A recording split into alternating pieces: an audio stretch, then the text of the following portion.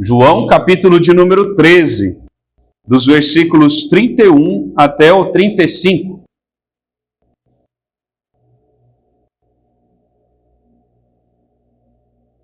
Eu irei ler, os irmãos acompanharão em suas Bíblias, assim diz a palavra do Senhor.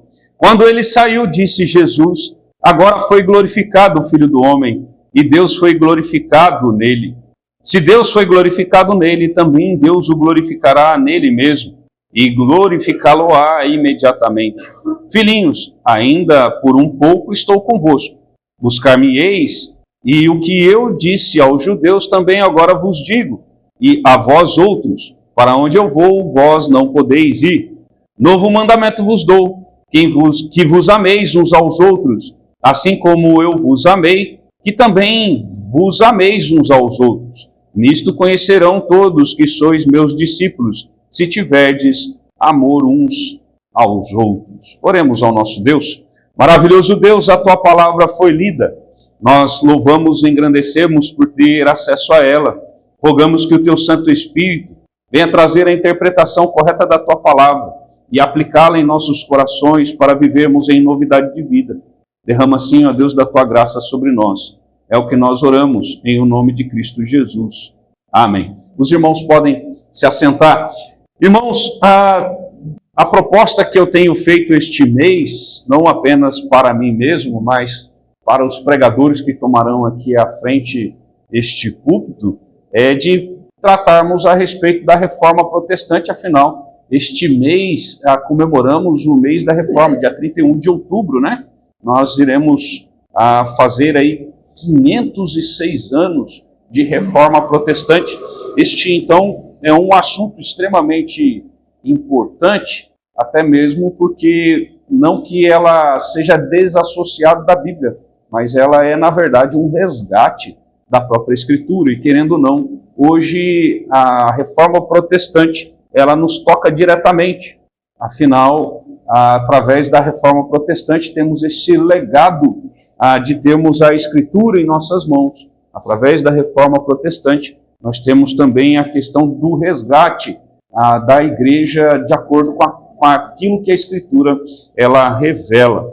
Então, irmãos, temos tratado sobre alguns assuntos, e este assunto de hoje, ele é um assunto muito importante para nós como igreja do Senhor.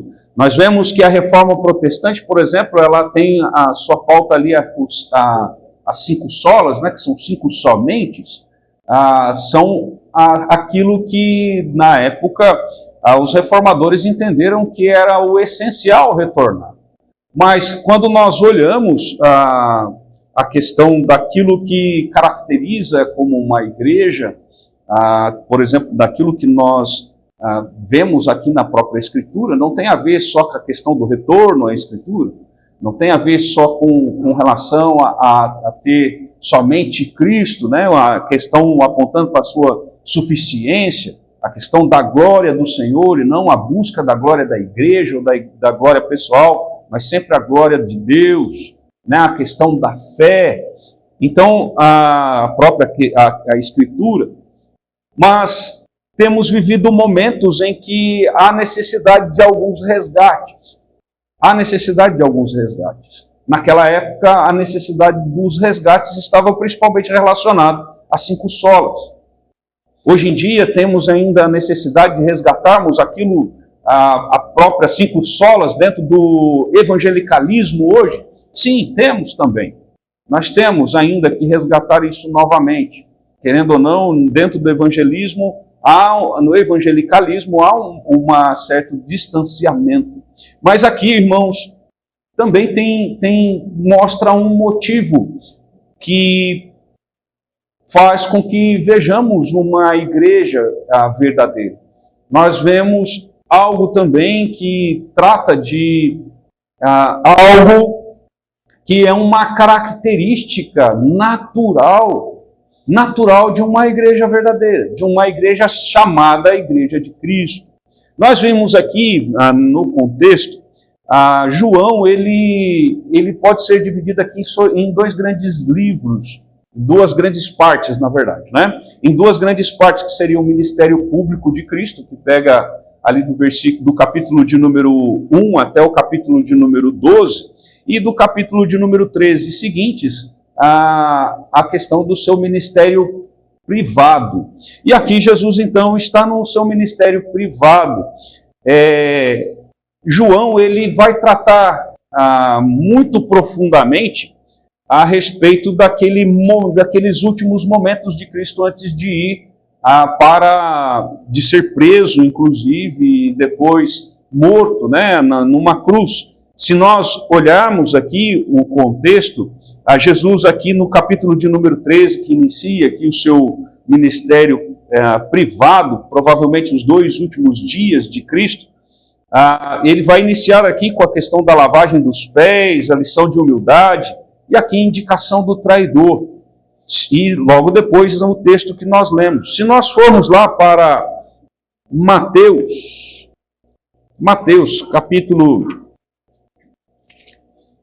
capítulo de número 26, capítulo de número 26, nós vamos ver aqui que dos versículos 20 até o versículo de número 25, ele vai tratar justamente desse trecho da escritura anterior ao texto que nós lemos. Ele vai falar sobre a questão aqui do traidor que é indicado. E aqui Mateus, por exemplo, ele não se detém muito em explicar a respeito do pós-ceia. E Mateus não vai nem falar sobre a ceia em si. Mas, João, ele nem vai tratar sobre a ceia em si. Mas nós podemos fazer esse paralelismo aqui entre a questão de João e Mateus. Mateus, por exemplo, ele não está muito preocupado em tratar sobre os ensinamentos de Cristo após a questão da ceia. Tanto que o versículo de número 30 de Mateus 26, ele diz: e tendo cantado o hino, saíram para o Monte das Oliveiras. Mateus, ele resume muito. Agora João, ele já explica. João já é mais detalhista, já é bem mais detalhista a respeito daquilo que foi feito logo após a ceia. Então ele fala muita coisa aqui, que Jesus ele trata antes mesmo de ir ao Monte das Oliveiras. Mateus já fala que depois da ceia já foram para o Monte das Oliveiras. E aqui, irmãos, então, Jesus ele vai tratar deste assunto, e eu queria deter mais aqui aos versículos 34 e 35, até mesmo por causa do nosso tempo. Ele vai dizer aqui: novo mandamento vos dou, que vos ameis uns aos outros. Irmãos, talvez se nós olharmos para esta afirmação de Cristo, ele está falando novo mandamento. Talvez a gente olhe e fale assim: mas que novidade está nisso? Se nós olharmos, Jesus já tinha tratado com, até em outras versões, nos outros evangelhos, nós vamos ver Jesus, ele, por exemplo, tratando com os fariseus a respeito dos 2 mandamentos, que seria o resumo da lei. E o resumo da lei lá, ele fala que é amar ao Senhor acima de todas as coisas e amar ao seu próximo como a si mesmo.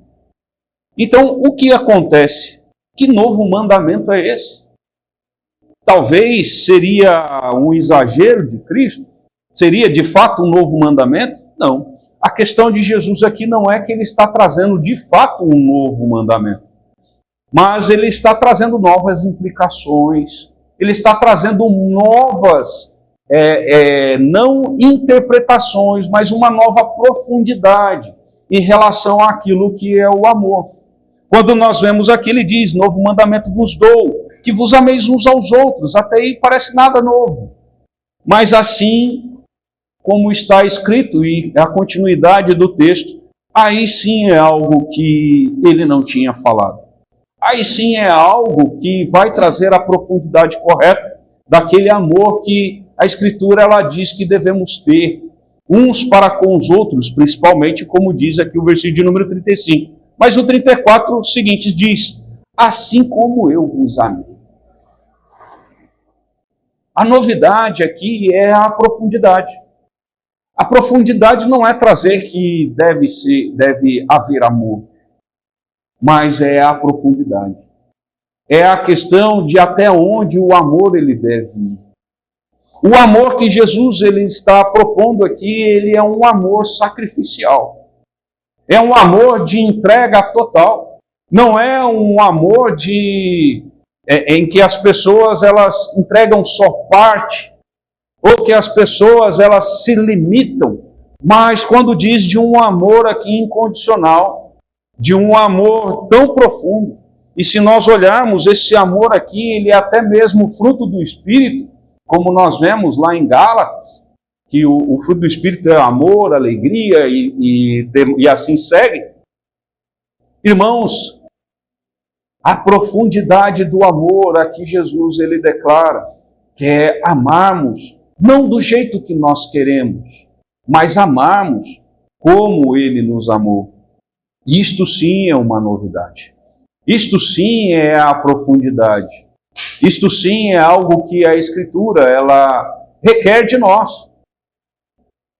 Quando nós vemos as pessoas falarem sobre amor neste mundo, ou até mesmo no evangelicalismo, as pessoas que parecem que quando falam de amor, elas dizem, como diz uma frase, que ele seja eterno enquanto dure.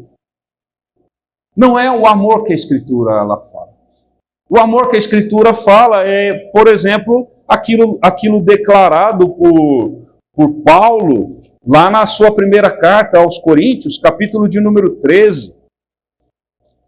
Ele vai dizer aqui a respeito do amor, no capítulo de número 13 de 1 Coríntios, a partir do versículo de número 4, ele vai dizer, o amor é paciente, é benigno, o amor não arde em ciúmes, não se ufana, nem se ensoberbece. Ele vai dizer, não se conduz inconvenientemente, não procura os seus interesses, não se exaspera, não se ressente do mal, não se alegra com a injustiça, mas regozija-se com a verdade. Tudo sofre, tudo crê, tudo espera, tudo suporta. O amor jamais acaba. Mas é um amor que tem se falado, é um amor que tem prazo de validade. Principalmente quando nós vamos entrar na questão de casais, parece que o amor aí sim ele tem um prazo de validade. E na nossa época o amor ele está com prazo de validade extremamente curto. Não é esse o amor que a Escritura ela nos coloca.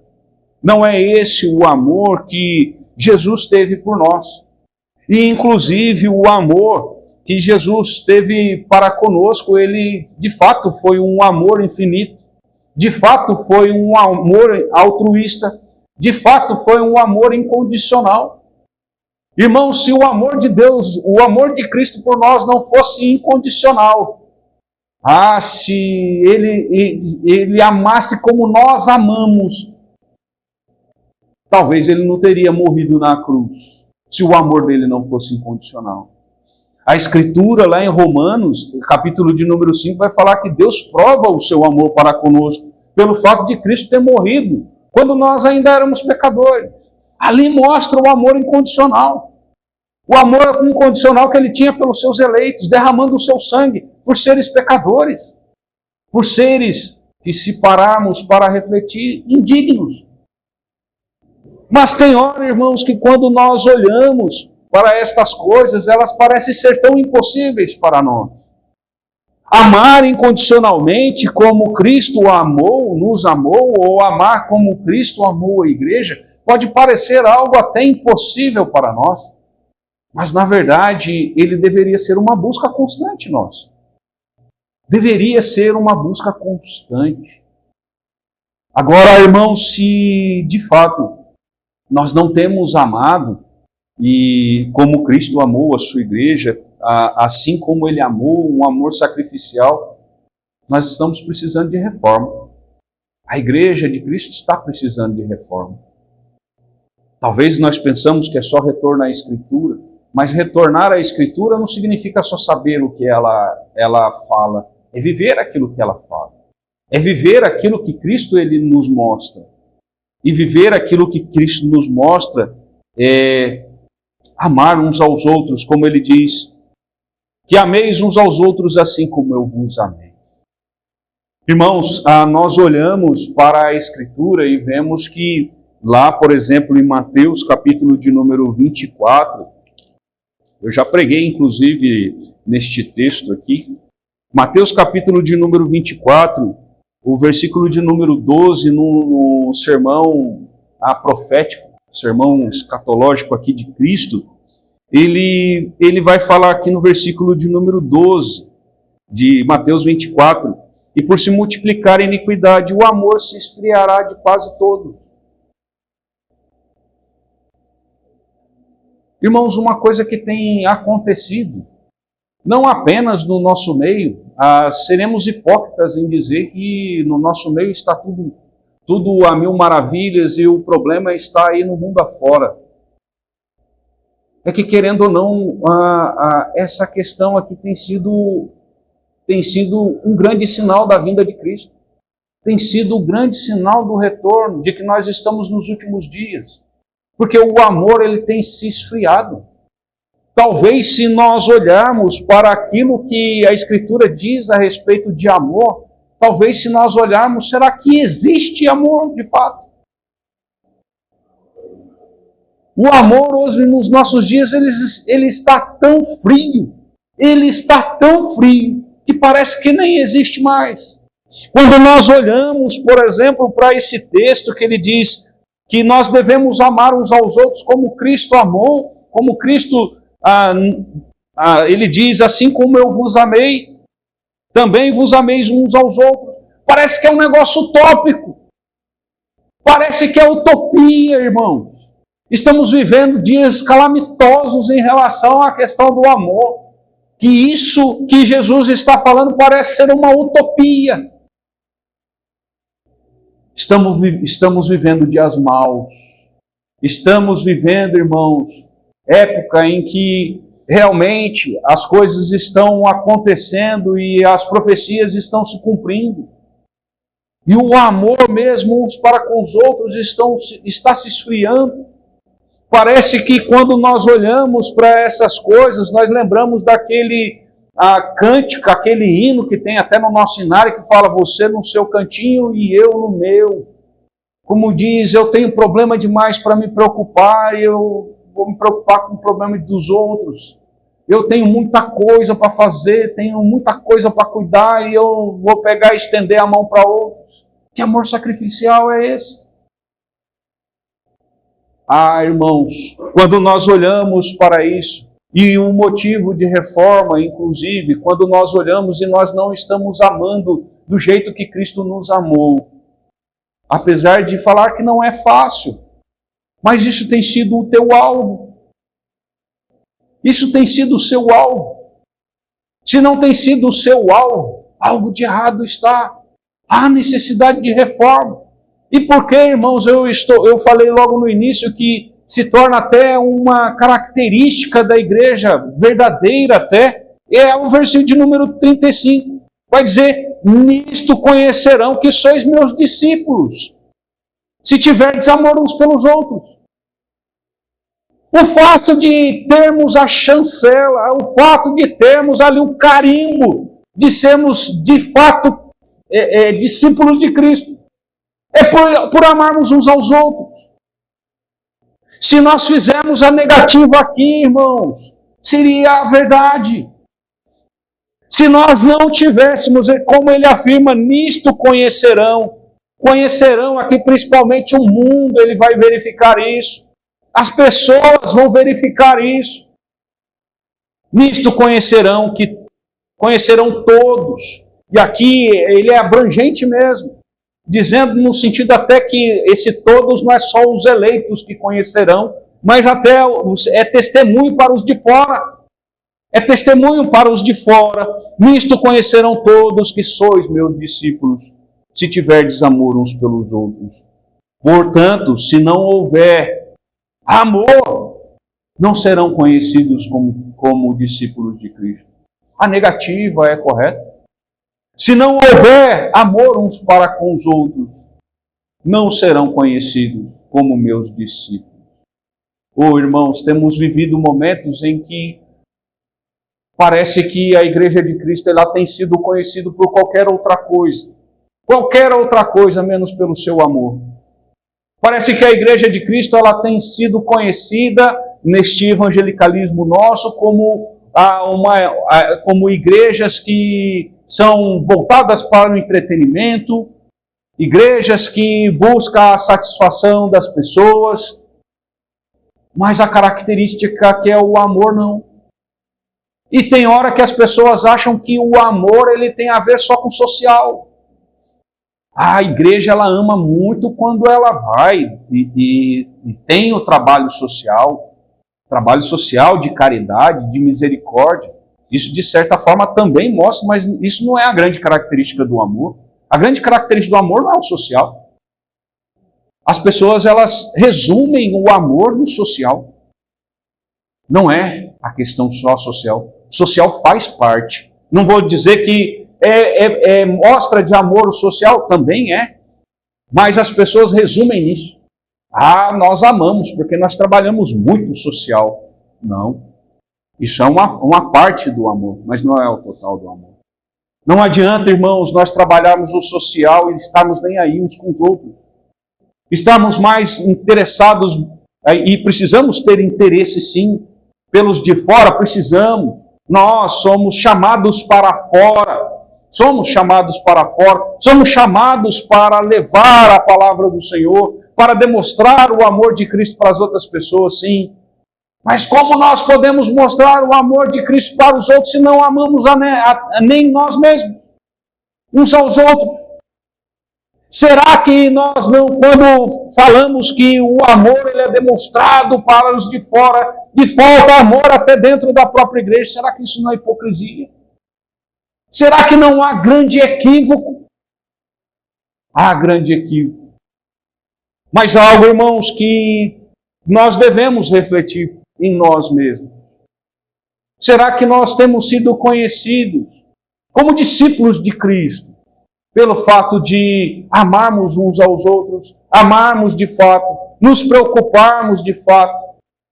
Hoje eu coloquei, por exemplo, que no grupo da igreja, a respeito do tio do nosso irmão Felipe, ele inclusive ia pregar hoje de manhã. Nosso irmão Felipe, que o seu tio morreu. Os irmãos mandaram mensagem para ele, levaram alguma palavra de consolo para ele. Os irmãos se interessaram com a dor dele. Se não, irmãos, nós não estamos amando. Nós não estamos interessados, tem hora na vida uns dos outros. Como diz, a dor é dele, fique lá. Mas parece que nós não sentimos a dor uns dos outros. Se não sentimos a dor uns dos outros, não há misericórdia da nossa parte. Há amor da nossa parte. Irmão, será que a palavra do Senhor, a profecia do Senhor não tem se concretizado em nós mesmos? Quando ele diz que o amor de todos se esfriará. Será que nós não estamos neste bolo aí?